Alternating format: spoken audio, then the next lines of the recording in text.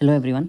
तो आज की इस वीडियो में हम नीट 2025 के लिए पूरा एक ईयर वाइज मतलब मंथ वाइज जो है एक प्लान देने वाले हैं। ठीक है, अगर आपने 11 बर्बाद कर दिया, अभी 12 देने वाले हो और नीट 2025 देना चाहते हो तो भी आप ये वीडियो देख सकते हो, या फिर अगर आपका नीट 2024 अच्छा नहीं गया तो भी आप ये वीडियो मतलब ये प्लान देख सकते हो। ठीक है, मैंने यहाँ पे बहुत सारी चीज़ें लिखकर मतलब एक्सप्लेन किया है, आप लास्ट तक देखना।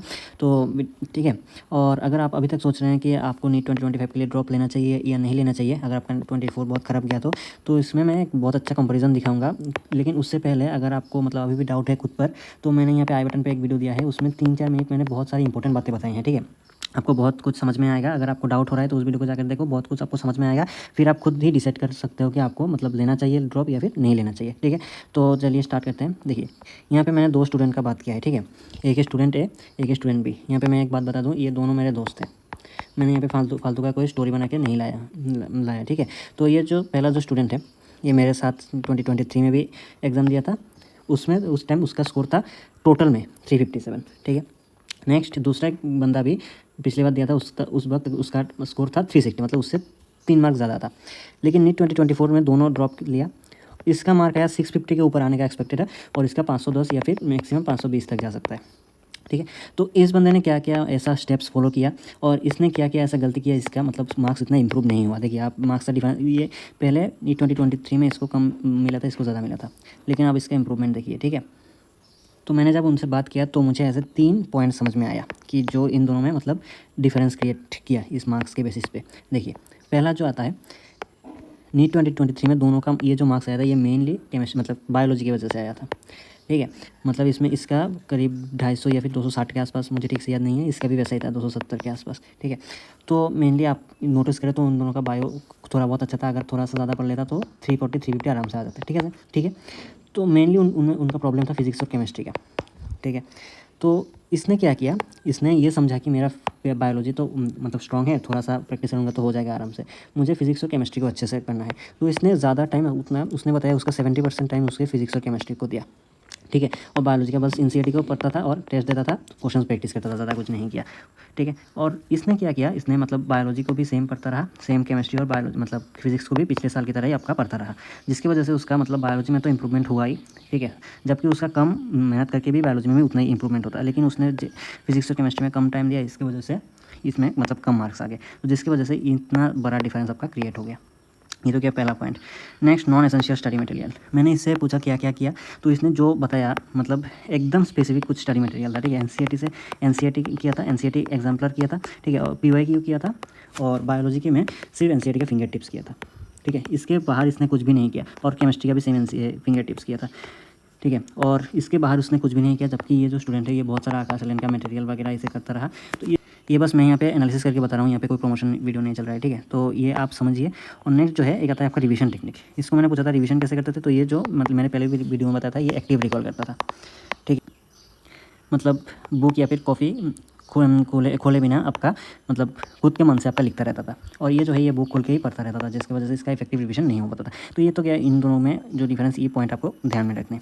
नेक्स्ट हम आज के मेन टॉपिक पे आते हैं कि आपको मंथ वाइज प्लान आपका क्या होना चाहिए। देखिए, मैं एकदम सिंपल बता रहा हूँ, आपका टाइम वेस्ट नहीं कराऊंगा, आप इसको स्क्रीनशॉट ले सकते हो या फिर नोट कर सकते हो। अभी मई का महीना चल रहा है, मई और जून में आप बेसिक्स को स्ट्रॉन्ग कीजिए, फिजिक्स और केमिस्ट्री का। देखिए, फिजिक्स और केमिस्ट्री को सबसे ज़्यादा आप ध्यान दीजिए, क्योंकि मैक्सिमम बच्चों का सिलेक्शन रुक जाता है फिजिक्स के लिए या फिर केमिस्ट्री के लिए। ठीक है, तो बेसिक्स में क्या क्या आता है, आप फिजिक्स में अगर आपको बेसिक्स मैथ नहीं आता, जैसे डिफरेंशिएशन इंटीग्रेशन वगैरह या फिर ग्राफ्स वगैरह लॉगरिथम आपको नहीं आता, तो इसको आप पहले स्ट्रॉन्ग कीजिए। काइनेमेटिक्स और वेक्टर, इन 3 चीज़ों को आपको स्ट्रॉन्ग करना है फिजिक्स के लिए। इन तीनों अगर आपको नहीं आता तो आपका फिजिक्स ऐसे ही बर्बाद हो जाएगा। सेम केमिस्ट्री में जीओसी और मोल कॉन्सेप्ट, आपको बहुत सारे बच्चे क्या करते हैं, जीओसी एकदम पूरा छोड़ के देते हैं। ठीक है, 11 का एक चैप्टर है, इसको पूरा छोड़ देते हैं, जिसकी वजह से उनका पूरा 12 का ऑर्गेनिक केमिस्ट्री आपका खराब हो जाता है। तो इन दोनों का आपको पहले करना है। और बायो आपका ये टारगेट रहना चाहिए, डेली 10 पेजेस आपको पढ़ना है जैसे भी हो। ठीक है, और उन टेस्ट पेजेस से रिलेटेड आप प्रैक्टिस भी कर सकते हैं या फिर प्रीवियस ईयर भी सॉल्व कर सकते हैं। ये कि आपका पहले 2 महीना। नेक्स्ट, जुलाई अगस्त और सितंबर का हाफ तक मैंने पूरा केमिस्ट्री को दिया। देखिए, केमिस्ट्री का आपको कैसे पढ़ना है, फिजिकल केमिस्ट्री, इनऑर्गेनिक और ऑर्गेनिक। और इनऑर्गेनिक में बस आपको एनसीईआरटी पढ़ना है, एनसीईआरटी के लाइन से ही आपका नीट में क्वेश्चन आता है, मतलब एनसीईआरटी के हर एक लाइन को आप इसको बायो की तरह पढ़ लीजिए इनऑर्गेनिक केमिस्ट्री के लिए। ठीक है, और प्रैक्टिस कीजिए, प्रैक्टिस आपको हर जगह करना है, तभी आपका मतलब फ्लो जो है वो आएगा। और फिजिकल केमिस्ट्री में आपको फॉर्मूला सबसे ज़्यादा रटा होना चाहिए एकदम, और कॉन्सेप्ट आपको आना चाहिए कुछ कुछ चैप्टर्स का, ठीक है। ऐसा अगर आपको मतलब कॉन्सेप्ट क्लियर नहीं है तो आप लेक्चर देख सकते हैं। और फिजिकल केमिस्ट्री में सबसे ज़्यादा आपका इंप्रूवमेंट होगा जितना ज़्यादा आप प्रैक्टिस करोगे, ठीक है। फिजिक्स और फिजिकल केमिस्ट्री इन दोनों में आप जितना ज़्यादा प्रैक्टिस करोगे उतना ज़्यादा आपका मार्क्स आएगा। और ऑर्गेनिक में मैंने अभी भी बताया जीओसी और हाइड्रोकार्बन अगर आपने ठीक से कर लिया तो आपका 12 का रिएक्शन मतलब 12 का जो ऑर्गेनिक है एकदम हलवा हो जाएगा। और बहुत सारे लोग क्या करते हैं ऑर्गेनिक का बस रिएक्शन पढ़ के चले जाते हैं, उनका जो थ्योरी पार्ट जो है मतलब फिजिकल प्रॉपर्टीज़ वगैरह वो नहीं पढ़ते हैं, जबकि फिजिकल प्रॉपर्टीज़ का आपका हर एक साल 2-3 करके क्वेश्चन आते हैं, ठीक है। तो मैं फिजिक्स और फिजिकल केमिस्ट्री के लिए एक टिप दूंगा, आप यूट्यूब से कुछ मतलब शॉर्ट मतलब कैलकुलेशन के ट्रिक्स सीख लीजिए, ठीक है। आप इसको मतलब 2 मिनट के कैलकुलेशन को आप आधा मिनट में कर लोगे, ये मेरा एक्सपीरियंस है, ठीक है। मतलब आपको शॉर्ट टाइम में कैलकुलेशन कैसे करना है तो आपका मतलब बहुत ज़्यादा टाइम सेव होगा, ठीक है। तो इसको आप देख लेना, ये मेरा टिप है। नेक्स्ट सितंबर का हाफ अक्टूबर और नवंबर तक आपका मतलब फिजिक्स को कैसे करना है, ठीक है। यहाँ पे मैंने फिजिक्स लिखना भूल गया। फिजिक्स को आपको एक एक चैप्टर करना है। अगर आपका कोई भी चैप्टर स्ट्रॉन्ग नहीं है तो एक चैप्टर कीजिए, उसको अच्छे से एकदम लेक्चर कीजिए, ठीक है।